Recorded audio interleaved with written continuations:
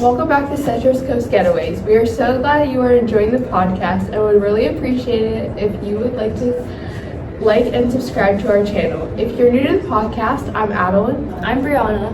I'm Chloe. I'm Layla, and we are back again this week to talk about the economic and social aspects of the island Isla de Cedros while also seeing how the locals live. First, let's look at the common jobs and school life of the people of Isla de Cedros. Before we bring out our special guests, let's quickly go over the jobs the island offers. You're right, Brianna. In Isla de Cedros, there are a variety of jobs available, such as a tour guide or working in the salt mining industry. Yep, and the most popular job is a fisherman. Therefore, we have a special guest, local Island de Cedros fisherman, Gilbert Hooks. Welcome, Gilbert. We're so happy to have you here. Hola amigos, I am Gilbert Hooks, a local fisherman at the Islands de Cedros, and here is a brief summary of a day in my life. I wake up at 5 a.m. and quickly get ready to head out to the docks and get ready for today's catch.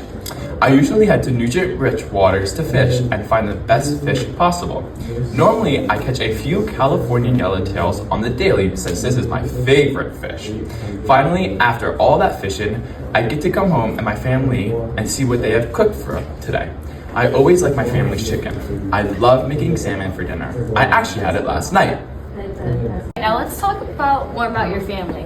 So, how many kids do you have? I have 2 kids. I have twins, a daughter and a son. Do you go fishing with them? Sometimes on occasionally. They don't like to wake up early in the morning like I do. They normally sleep in like some young folks. And what about the wife? The wife? No, I don't talk to the wife. And do you have any pets? I do have a couple pets. I have a couple of cats and a couple of dogs. They're all kind of strays. And I have a really fat pig named Piggy Smalls. Well, thank you for coming on to our podcast. Anytime. We're so happy to have you here. Adios, amigos. Back to the podcast. Thanks, Gilbert Hooks, for that sneak peek of your life, and I hope you enjoyed that salmon you had for dinner. Oh my gosh, yes. Now let's talk about the school system in Isla de Cedros. Education on Isla de Cedros is pretty simple. The island does not have any large universities or major educational institutions. Since educational opportunities are limited, many students leave to continue their education on the mainland. This actually explains why during the 1990s and the 2000s, many young people migrated away from the island for school and work opportunities.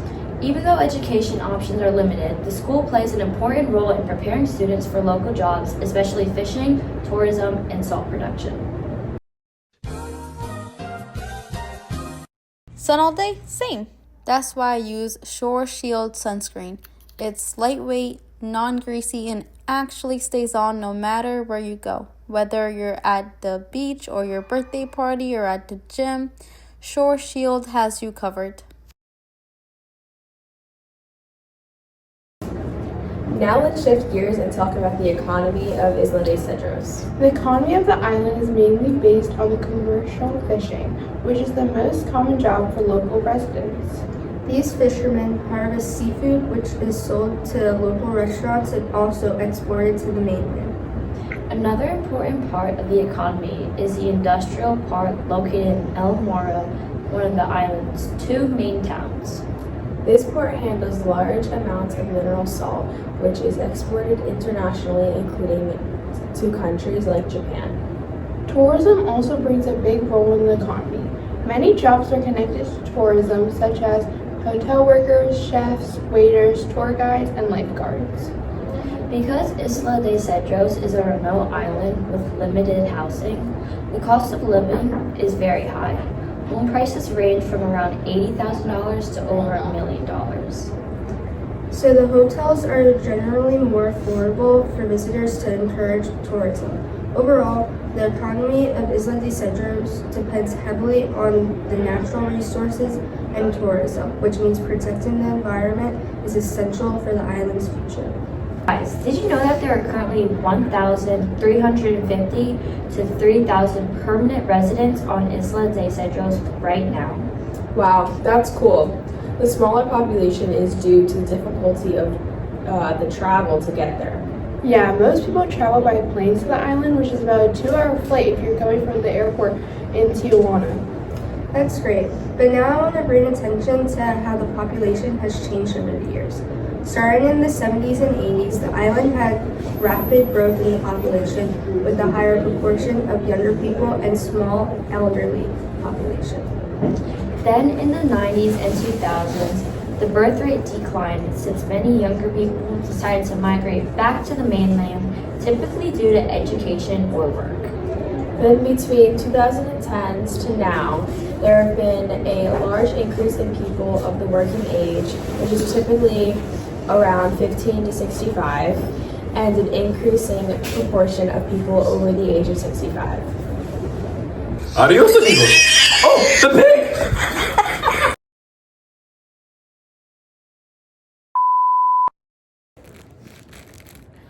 Wait, breathe. Just think about. Okay, tell us something sad. Yeah, think about. Well, my cat died. Yes. Do you want to know how he died? I don't know how we got. Actually, you probably don't want to know how he died. Oh, is it because he ran out? Great. He was shot to death.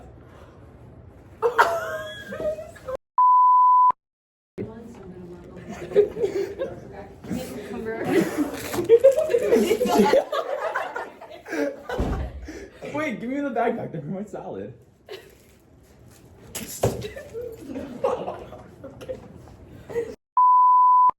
Salad.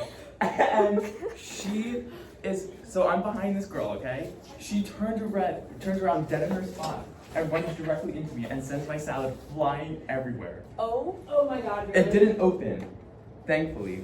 But this little girl, and then this little girl has the audacity. like it's like a Cover your 5-year-old. ears.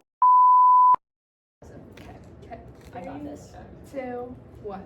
Guys. What just came out of you? Alright. I just want to go.